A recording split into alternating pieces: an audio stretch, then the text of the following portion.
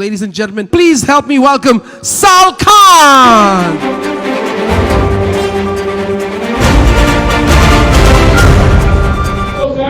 If you guys are wondering what Aladdin is doing here in Atlantis, I'm looking for my Jasmine. And I see some nice candidates tonight. You guys are some good-looking people, and I'm honored to be in the same room. In fact, I just snuck in through the back door and they mistook me for a speaker. And so in the limited time that I have until they realize that I crashed this party of good-looking people only, I want you to imagine something with me. Imagine that 29 years ago, you were brought into this life. Not in the comforts of a hospital, surrounded by doctors and nurses and health monitor machines, but rather in the countrysides of a third world nation, in a tiny remote village, in a hand-paved mud house. And to make things even more interesting, because life would like to test you, you were born lifeless and you were born unresponsive. And your family was left to believe in disheartened emotions that their firstborn child had experienced his first and last day of life. How that lifeless child, that infant, began his journey in the remote outskirts of Bangladesh, grew up running around barefoot, playing with other villagers, went from that state to traveling to over 20 countries, making more money than all those villagers combined, getting to experience the world in a way that most of those people never would, and stand in front of you beautiful people here tonight at this iconic resort, at this revolutionary company's very first international conference in the most futuristic city of the world, is the story of my life.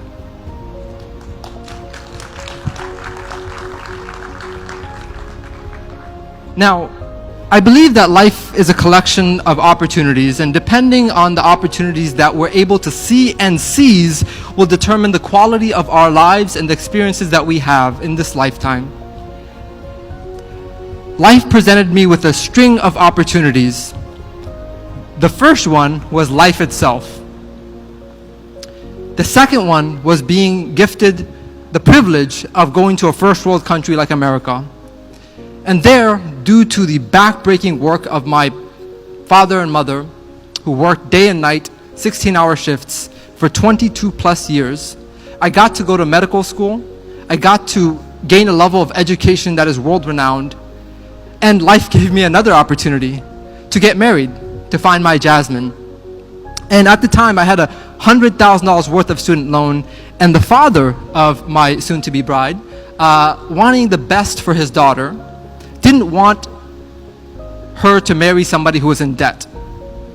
And so he didn't approve, and thus she had to marry someone else that was in a better, more stable job situation, which is kind of ironic and comical considering the job situation now and considering how I'm able to live my life now. But that ex-father-in-law has opened up another opportunity for me to explore more of life. Also, during my first year of med school, my father suffered a heart attack, which opened up a whole new world of possibility and opportunities that encouraged me, out of responsibility as the oldest child of my family, to drop out of medical school and begin the journey of trying to support the family. So I worked a lot of odd jobs, from line cook to a drug dealer. Well, what the uncool people say is pharmacy technician. But then I went into math tutoring, which was a skill set that I had. I went into overnight manager. At a certain time, I was working 2 jobs, overnight and day, without a car, taking 2 buses. But in those dark moments, in the quiet night of the empty aisles of my overnight shift, I would contemplate, what is the story of my life that I'm writing? Would I reflect back on these moments and say, you know what, they were very significant to the story and the foundation, the character that I developed to someday be on stage? You know, it wasn't one opportunity that led me from a village to the stage. It was a series of opportunities that each and every day we're presented with, whether it's through people or a company. But in those dark moments of thinking, did I make a mistake? Did I drop out of med school and completely destroy everything that my family had worked towards? Or could I make salvation, and could I do something that even 100 doctors together could not do? And so that fueled me. And I realized that a doctor is just a high-paid employee. I realized that I didn't want to calculate my life based on the hours that I put in. In fact, at that time, I was making $13 an hour. How was my supervisor, my boss, supposed to know that at my birth, my life was worth infinitely more than $13 per hour, minus taxes, of course? How was he supposed to know that the first few minutes of my life were so priceless that there shouldn't be a price to any hour of my life? Only I could know that. Only I could give myself that level of value and that level of respect. And so I decided to become an entrepreneur. I decided to explore outside of a job. And that was not easy. That was jumping off of a cliff and scratching so much of your wings as you fall down until you learn how to fly. And it was through discovering of network marketing. It was understanding that, yes, my boss didn't know my past and could not offer me a limitless income. Couldn't say, oh, you had a priceless birth, let me give you limitless income. Network marketing could and has. More significantly, as I tried many varieties of network marketing options, from selling lotions and potions to anything under the sun, I found the emerging opportunity of cryptocurrency. And then combining these two together, my passion for networking, plus this emerging technology of where the world was headed, or where the economies of the world were headed, there was an explosion of synergy.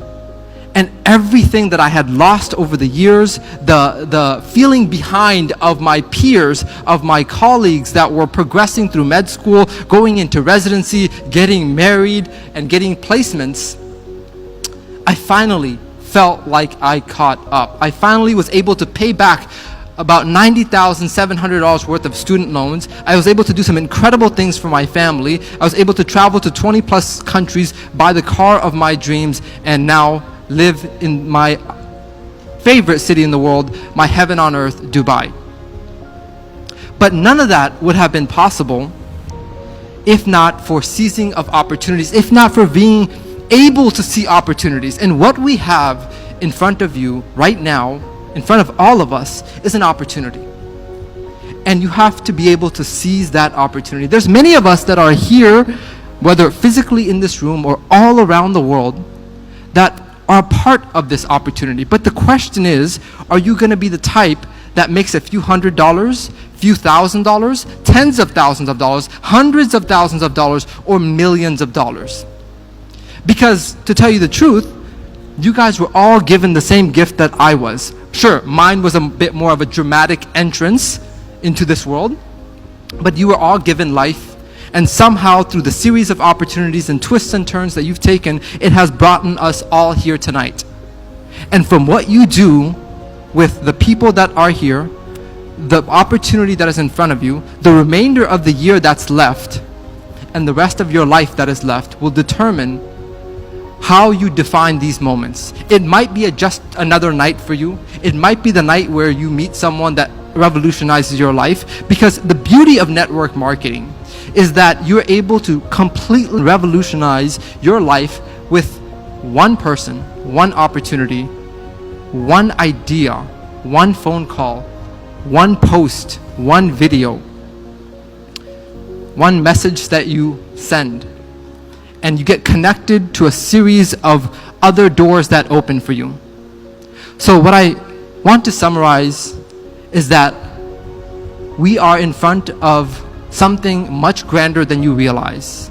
And here tonight can be a beginning unlike any other if you would just realize and become conscious of what you have. Because some people will take this and utilize it to pay some bills. Some people will utilize it to transform their lives and their families and their generations. Just like you are one opportunity away, you are also one person away. And in summary, you are just one Jasmine away from living a magical story.